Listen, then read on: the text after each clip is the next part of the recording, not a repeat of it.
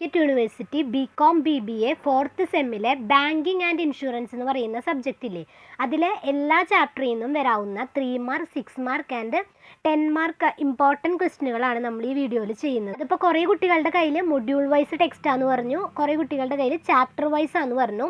ഏതായാലും കുഴപ്പമില്ല, ഏതായാലും ഒരേപോലെ തന്നെയാണ് വരുന്നത് കേട്ടോ. അപ്പോൾ ആരും അതൊന്ന് ആലോചിച്ച് ടെൻഷനൊന്നും അടിക്കേണ്ട കേട്ടോ.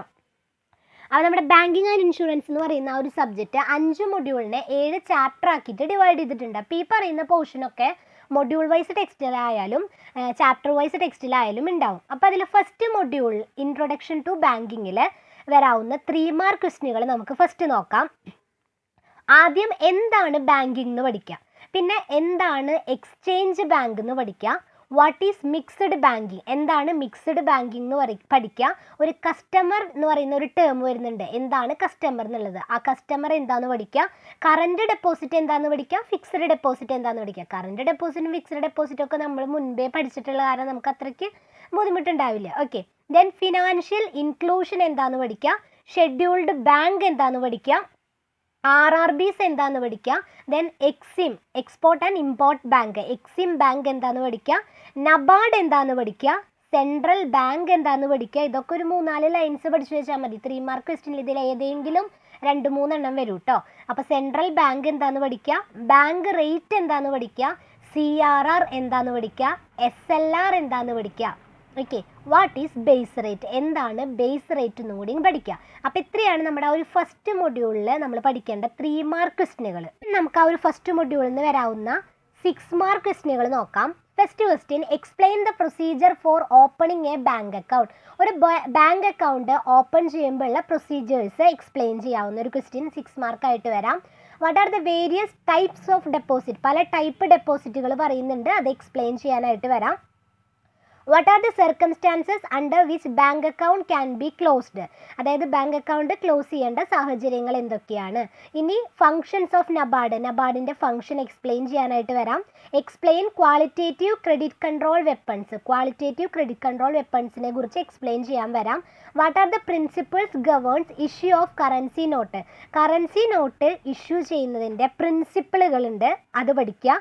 Then what are the drawbacks of regional rural bank, regional rural ബാങ്കിൻ്റെ ഡ്രോബാക്സും കൂടി പഠിക്കുക. അപ്പോൾ ഇത്രയാണ് ഒരു മൊഡ്യൂൾ 1-ൽ നിന്ന് വരാവുന്ന 6 മാർക്ക് ക്വസ്റ്റ്യനുകൾ.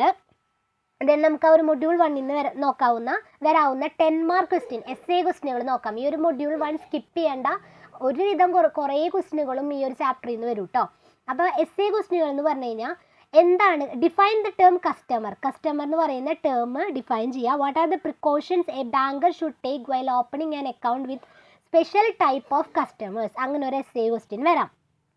ദെൻ കൊമേഴ്ഷ്യൽ ബാങ്കിൻ്റെ ഫങ്ഷൻസ് എക്സ്പ്ലെയിൻ ചെയ്യാൻ പറഞ്ഞിട്ടൊരു essay ക്വസ്റ്റ്യൻ വന്നേക്കാം. അല്ലെങ്കിൽ ഇന്നോവേറ്റീവ് ഫങ്ഷൻസ്, ബാങ്കിൻ്റെ ഇന്നോവേറ്റീവ് ഫങ്ഷൻസ് എക്സ്പ്ലെയിൻ ചെയ്യാൻ പറഞ്ഞിട്ട് ഒരു essay ക്വസ്റ്റ്യൻ വന്നേക്കാം. അല്ലെങ്കിൽ what are the role of banks in economic development, economic ഡെവലപ്മെൻറ്റിൽ ബാങ്കുകളുടെ റോൾ എന്തൊക്കെയാണെന്ന്, അതൊക്കെ ചിലപ്പോൾ എന്തായാലും ഈ ഒരു നമ്മുടെ ഈ ഒരു കാലത്ത് ഏറ്റവും കൂടുതൽ ഇമ്പോർട്ടൻ്റ് ആയിട്ടുള്ളതുകൊണ്ട് ആ ഒരു ക്വസ്റ്റ്യനൊക്കെ വരാം. പിന്നെ സെൻട്രൽ ബാങ്കിൻ്റെ ഫങ്ഷൻസ് വരാം, അത് പഠിക്കുക. RBIയുടെ ഫങ്ഷൻസ്. അപ്പോൾ ഇത്രയാണ് ആ ഒരു മൊഡ്യൂൾ 1-ൽ നിന്ന് പഠിക്കേണ്ട 3 മാർക്ക് 6 മാർക്ക് ആൻഡ് 10 മാർക്ക് ക്വസ്റ്റ്യനുകൾ. ക്ലിയർ ആയോ? ദെൻ നമുക്ക് സെക്കൻഡ് മൊഡ്യൂൾ നോക്കാം. സെക്കൻഡ് മൊഡ്യൂളിൽ നിന്ന് വരാവുന്ന 3 മാർക്ക് ക്വസ്റ്റ്യനുകൾ, നെഗോഷ്യബിൾ ഇൻസ്ട്രുമെൻറ്റ്സ് ആണ് സെക്കൻഡ് മൊഡ്യൂൾ.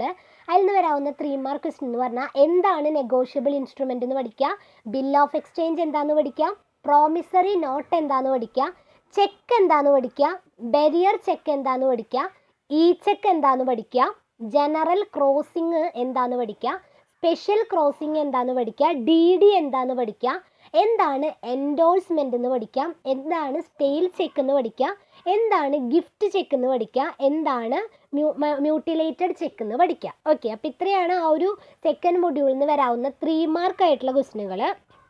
ദെൻ നമുക്ക് സെക്കൻഡ് മൊഡ്യൂളിൽ നിന്ന് വരാവുന്ന 6 മാർക്കായിട്ടുള്ള ക്വസ്റ്റ്യനുകൾ നോക്കാം. 6 മാർക്ക് ക്വസ്റ്റ്യനുകൾ എന്ന് പറയുമ്പോൾ നെഗോഷ്യബിൾ ഇൻസ്ട്രുമെൻസിൻ്റെ ഫീച്ചേഴ്സ് പഠിക്കുക, 6 മാർക്ക് ക്വസ്റ്റ്യനായിട്ട് വരാം. Write a note on different types of negotiable ഇൻസ്ട്രുമെൻറ്റുകൾ പറയുന്നുണ്ട്, അത് ചിലപ്പോൾ ഒരു 6 മാർക്ക് ക്വസ്റ്റ്യനായിട്ട് വരാം. അല്ലെങ്കിൽ ബിൽ ഓഫ് എക്സ്ചേഞ്ചും പ്രോമിസറി നോട്ടും തമ്മിൽ ഡിഫറൻസ്, ഇതൊക്കെ നമ്മൾ പണ്ടത്തെ ക്ലാസ്സുകളിലൊക്കെ പഠിച്ചതല്ലേ, അത് വരാൻ ചിലപ്പോൾ. അല്ലെങ്കിൽ എന്താണ് എൻഡോഴ്സ്മെൻറ്റ്, എൻഡോഴ്സ്ഡ് ലൈബിലിറ്റി എക്സ്പ്ലെയിൻ ചെയ്യാൻ പറഞ്ഞിട്ട് ഒരു 6 മാർക്ക് ക്വസ്റ്റ്യൻ വരാം. അല്ലെങ്കിൽ what are the requirement of ഒരു വാലിഡ് ചെക്കിൻ്റെ റിക്വയർമെൻറ്റ് എന്തൊക്കെയാണെന്ന് 6 മാർക്ക് വരാം.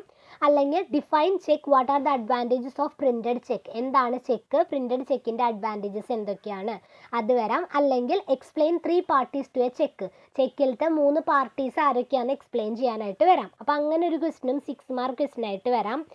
നെക്സ്റ്റ് നോക്കേണ്ടത്, നമുക്ക് സെക്കൻഡ് മൊഡ്യൂളിൽ നിന്ന് വരാവുന്ന 10 മാർക്ക് ക്വസ്റ്റ്യനുകൾ ഏതൊക്കെയാണെന്ന് നോക്കാം.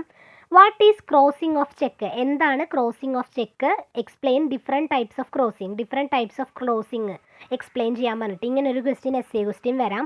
അല്ലെങ്കിൽ എൻഡോഴ്സ്മെൻറ്റ് എന്താണ്, ഡിഫറെൻറ്റ് കൈൻഡ്സ് ഓഫ് എൻഡോഴ്സ്മെൻറ്റ് ഒരു എസ് എ ക്വസ്റ്റ്യൻ വരാം.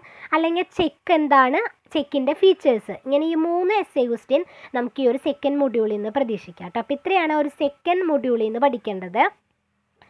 നമുക്ക് തേർഡ് മൊഡ്യൂൾ നോക്കാം. തേർഡ് മൊഡ്യൂൾ ഇ ബാങ്കിങ്ങിൽ നോക്കേണ്ടത് ആദ്യം എന്താണ് ഇ ബാങ്കിങ് എന്ന് പഠിക്കുക, എന്താണ് ATM എന്ന് പഠിക്കുക, എന്താണ് ക്രെഡിറ്റ് കാർഡ് എന്ന് പഠിക്കുക, എന്താണ് RTGS എന്ന് പഠിക്കുക, എന്താണ് EDI എന്ന് പഠിക്കുക, എന്താണ് ഡെബിറ്റ് കാർഡ് എന്ന് പഠിക്കുക, എന്താണ് EFT എന്ന് പഠിക്കുക, എന്താണ് കോർ ബാങ്കിങ് എന്ന് പഠിക്കുക, എന്താണ് പേഴ്സ് എന്ന് പഠിക്കുക, എന്താണ് ഡെബിറ്റ് ക്ലിയറിംഗ് എന്ന് പഠിക്കുക. അപ്പോൾ ഇത്രയാണ് ഒരു മൊഡ്യൂൾ 3യിൽ നിന്ന് നോക്കേണ്ട 3 മാർക്ക് ആയിട്ടുള്ള ക്വസ്റ്റ്യനുകൾ.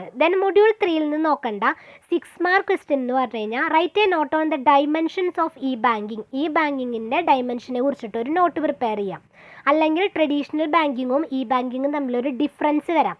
അല്ലെങ്കിൽ ഡിഫറെൻറ്റ് ടൈപ്സ് ഓഫ് ഡെബിറ്റ് കാർഡുകളുണ്ട്, അത് വരാം ഏതൊക്കെയാണ്. അല്ലെങ്കിൽ explain core banking in detail, core ബാങ്കിങ്ങിനെ കുറിച്ചിട്ട് നമ്മളോട് എക്സ്പ്ലെയിൻ ചെയ്യാനായിട്ട് ഇങ്ങനെ 4 ക്വസ്റ്റ്യൻ 6 മാർക്കായിട്ട് ആ ഒരു തേർഡ് മൊഡ്യൂളിൽ നിന്ന് വരാം. ഓക്കെ, നമുക്ക് ആ ഒരു തേർഡ് മൊഡ്യൂളിൽ നിന്ന് വരാവുന്ന 10 മാർക്കായിട്ടുള്ള ക്വസ്റ്റ്യനുകൾ ഏതൊക്കെയാണെന്ന് നോക്കാം. ഒരു മൊഡ്യൂൾ 3യിൽ നിന്ന് വരാവുന്ന 10 മാർക്ക് ക്വസ്റ്റ്യൻ എന്ന് പറഞ്ഞു കഴിഞ്ഞാൽ എന്താണ് ഇൻ്റർനെറ്റ് ബാങ്കിങ്, ഇൻ്റർനെറ്റ് ബാങ്കിങ്ങിൻ്റെ അഡ്വാൻറ്റേജസ് ആൻഡ് ഡിസഡ്വാൻറ്റേജസ്, ഇങ്ങനെ ഒരു എസ് ക്വസ്റ്റ്യൻ വരാം. അല്ലെങ്കിൽ explain popular services covered under e banking or explain important e based product or services provided by bank. അപ്പോൾ ഇങ്ങനെ ഏതെങ്കിലും ഒരു ക്വസ്റ്റ്യൻ മൊഡ്യൂൾ 3യിൽ നിന്ന് നമുക്ക് 10 മാർക്കായിട്ട് വരാം കേട്ടോ. നമുക്ക് മൊഡ്യൂൾ 4 നോക്കാം. മൊഡ്യൂൾ 4ൽ നിന്ന് വരാവുന്ന 6 മാർക്ക് ക്വസ്റ്റ്യനുകൾ, 3 മാർക്ക് ക്വസ്റ്റ്യനുകൾ, 10 മാർക്ക് ക്വസ്റ്റ്യനുകൾ ഏതൊക്കെയാണെന്ന് നോക്കാം. മൊഡ്യൂൾ 4ൽ നിന്ന് വരാവുന്ന 3 മാർക്ക് ക്വസ്റ്റ്യനുകൾ എന്ന് പറഞ്ഞു കഴിഞ്ഞാൽ എന്താണ് അഷുറൻസ് എന്ന് നോക്കുക, ഡബിൾ ഇൻഷുറൻസ് എന്താണെന്ന് നോക്കുക, റീ ഇൻഷുറൻസ് എന്താണെന്ന് നോക്കുക. ഡബിൾ ഇൻഷുറൻസും റീ ഇൻഷുറൻസും ഒക്കെ നമ്മൾ കഴിഞ്ഞ ഒരു കോർപ്പറേറ്റ് അക്കൗണ്ടിങ്ങിൽ പഠിച്ചിട്ടുള്ളതൊക്കെ ഓർമ്മയുണ്ടാവില്ല നിങ്ങൾക്ക്. അപ്പോൾ ആ ഒരു ഡബിൾ ഇൻഷുറൻസ് എന്താണെന്ന് നോക്കുക, റീ ഇൻഷുറൻസ് എന്താണെന്ന് നോക്കുക, ഹൾ ഇൻഷുറൻസ് എന്താണെന്ന് നോക്കുക, എന്താണ് ഇൻഡെമിനിറ്റി നോക്കുക, എന്താണ് ക്വാസ പ്രോക്സിമ നോക്കുക, എന്താണ് വാല്യൂഡ് പോളിസി നോക്കുക, ഫയർ ഇൻഷുറൻസ് എന്താണെന്ന് നോക്കുക, ഇൻഷുറൻസ് പ്രീമിയം എന്താണെന്ന് നോക്കുക, മെറൈൻ ഇൻഷുറൻസ് എന്താണെന്ന് നോക്കുക, പേഴ്സണൽ ആക്സിഡൻറ്റ് ഇൻഷുറൻസ് എന്താണെന്ന് നോക്കുക, എന്താണ് വൊയേജ് എന്ന് നോക്കുക, എന്താണ് ബർഗ്ലറി ഇൻഷുറൻസ് എന്ന് നോക്കുക. ഇത്രയാണ് ആ ഒരു 4th മൊഡ്യൂളിൽ നമുക്ക് നോക്കേണ്ട 3 മാർക്ക് ക്വസ്റ്റ്യനുകൾ. 6 മാർക്ക് ക്വസ്റ്റ്യനുകൾ എന്ന് പറഞ്ഞു കഴിഞ്ഞാൽ ഇൻഷുറൻസ് കോൺട്രാക്റ്റിൻ്റെ ഫീച്ചേഴ്സ് എക്സ്പ്ലെയിൻ ചെയ്യാൻ വരാം. അല്ലെങ്കിൽ സബ്രോഗേഷൻ്റെ പ്രിൻസിപ്പിളുകൾ എക്സ്പ്ലെയിൻ ചെയ്യാൻ വരാം. അല്ലെങ്കിൽ ഡിഫറെൻറ്റ് കൈൻഡ്സ് ഓഫ് ഇൻഷുറൻസുകളെ എക്സ്പ്ലെയിൻ ചെയ്യാൻ വരാം. അല്ലെങ്കിൽ explain the role of insurance in economic development, economic ഡെവലപ്മെൻറ്റിലെ ഇൻഷുറൻസിൻ്റെ റോള് എക്സ്പ്ലെയിൻ ചെയ്യാൻ വരാം. അല്ലെങ്കിൽ ബെനിഫിറ്റ്സ് ഓഫ് ഇൻഷുറൻസ്, ഇൻഷുറൻസിൻ്റെ ബെനിഫിറ്റുകൾ വരാം. ഓക്കെ, അപ്പോൾ ഇങ്ങനെ 6 മാർക്ക് ക്വസ്റ്റ്യൻ വരാം. 10 മാർക്ക് ക്വസ്റ്റ്യനുകൾ ഏതൊക്കെയാണെന്ന് ചോദിച്ചു കഴിഞ്ഞാൽ ഇൻഷുറൻസ് എന്താണ്, ഇമ്പോർട്ടൻറ്റ് പ്രിൻസിപ്പിൾസ് ഓഫ് ഇൻഷുറൻസ്, ഇൻഷുറൻസിൻ്റെ ഇമ്പോർട്ടൻറ്റ് പ്രിൻസിപ്പിളുകൾ, അങ്ങനെ ഒരു ക്വസ്റ്റ്യൻ എസ് എ ക്വസ്റ്റ്യൻ വരാം. അല്ലെങ്കിൽ ഡിഫറെൻറ്റ് ടൈപ്സ് ഓഫ് ഇൻഷുറൻസ് വരാം. അല്ലെങ്കിൽ എന്താണ് insurance contract, formalities under maturity claim, അങ്ങനെ ഒരു ക്വസ്റ്റ്യൻ വരാം. ഇനി ഇമ്പോർട്ടൻസ് ഓഫ് ഇൻഷുറൻസ് എക്സ്പ്ലെയിൻ ചെയ്യാനായിട്ടും വരാം. അപ്പോൾ ഇത്രയാണ് ഒരു മൊഡ്യൂൾ 4ൽ നിന്ന് വരാവുന്ന 10 മാർക്കായിട്ടുള്ള ക്വസ്റ്റ്യനുകൾ. നമുക്ക് മൊഡ്യൂൾ 5ൽ നിന്ന് വരാവുന്ന 3 മാർക്ക് ക്വസ്റ്റ്യനുകൾ എന്ന് പറഞ്ഞു കഴിഞ്ഞാൽ ലൈഫ് ഇൻഷുറൻസ് എന്താണെന്ന് നോക്കുക, ഇൻഷുറൻസ് പോളിസി എന്താണെന്ന് നോക്കുക, നോമിനേഷൻ എന്താണെന്ന് നോക്കുക, അസൈൻമെൻറ്റ് എന്താണെന്ന് നോക്കുക, പ്രോപ്പർട്ടി ഇൻഷുറൻസ് എന്താണെന്ന് നോക്കുക, ലൈബിലിറ്റി ഇൻഷുറൻസ് എന്താണെന്ന് നോക്കുക, അപ്പോൾ ഇത്രയാണ് 3 മാർക്കായിട്ട് ആ ഒരു മൊഡ്യൂൾ 5 നിന്ന് നോക്കേണ്ടത്. ദെൻ മൊഡ്യൂൾ 5 നിന്ന് നോക്കേണ്ട 6 മാർക്ക് ക്വസ്റ്റ്യൻ എന്ന് പറഞ്ഞു കഴിഞ്ഞാൽ ജനറൽ ഇൻഷുറൻസും ലൈഫ് ഇൻഷുറൻസും തമ്മിലുള്ള ഡിഫറൻസ് വരാം, അല്ലെങ്കിൽ ലൈഫ് ഇൻഷുറൻസിൻ്റെ ഫീച്ചേഴ്സ് വരാം, അല്ലെങ്കിൽ ഫയർ ഇൻഷുറൻസിൻ്റെ ഫീച്ചേഴ്സ് വരാം. ഓക്കെ, അപ്പോൾ ഇത്രയാണ് നമുക്ക് ആ ഒരു 6 മാർക്കായിട്ട് നോക്കേണ്ടത് മൊഡ്യൂൾ 5 നിന്ന്. ദെൻ 10 മാർക്കായിട്ട് നോക്കേണ്ടതെന്ന് പറഞ്ഞു കഴിഞ്ഞാൽ explain general principles of life insurance കോൺട്രാക്റ്റിൻ്റെ ജനറൽ പ്രിൻസിപ്പിളുകൾ എക്സ്പ്ലെയിൻ ചെയ്യാനായിട്ട് ഒരു എസ്സേ ക്വസ്റ്റ്യൻ വരാം, അല്ലെങ്കിൽ explain role functions and duties of IRDAI. IRDAIയുടെ ഫങ്ഷൻസ്, റോള്, ഡ്യൂട്ടീസ് എക്സ്പ്ലെയിൻ ചെയ്യാനായിട്ട് ഒരു 10 മാർക്ക് ക്വസ്റ്റ്യൻ വരാം. ഓക്കെ, അപ്പോൾ ഇത്രയും ക്വസ്റ്റ്യനുകളാണ് നമുക്ക് ഈ ബാങ്കിങ് ആൻഡ് ഇൻഷുറൻസ് എന്ന് പറയുന്ന ആ ഒരു ചാപ്റ്ററിൽ നോക്കേണ്ടത്. ക്ലിയർ ആയോ? ചാപ്റ്ററിൽ വൈസായിട്ടുള്ള ടെക്സ്റ്റ് ആയാലും മൊഡ്യൂൾ വൈസായിട്ടുള്ള ടെക്സ്റ്റ് ആയാലും ഒന്നും ഒരു പ്രശ്നമില്ല, എല്ലാത്തിലും ഈ പറയുന്ന ടോപ്പിക്കുകളൊക്കെ ഉണ്ട്. അപ്പോൾ ഈ ടോപ്പിക്കുകളൊക്കെ കവർ ചെയ്യുക, എല്ലാവരും കവർ ചെയ്തിട്ട് പരമാവധി കവർ ചെയ്യുക. ചിലത് സ്കിപ്പ് ചെയ്താലും പരമാവധി സ്കിപ്പ് ചെയ്യാതെ കവർ ചെയ്ത് പോവാം കേട്ടോ. അപ്പോൾ നമുക്ക് ഈ വീഡിയോ ഇവിടെ വൈൻഡപ്പ് ചെയ്യാം. ഈ വീഡിയോ യൂസ്ഫുൾ ആയിട്ടുണ്ടെങ്കിൽ ലൈക്ക് ചെയ്യുക, ഷെയർ ചെയ്യുക, സബ്സ്ക്രൈബ് ചെയ്യുക. ഇനി എന്തെങ്കിലും ഡൗട്ട്സോ സജഷൻസോ ഒക്കെ ഉണ്ടെങ്കിൽ കമൻറ്റ് ബോക്സിൽ കമൻറ്റ് ചെയ്യും കേട്ടോ.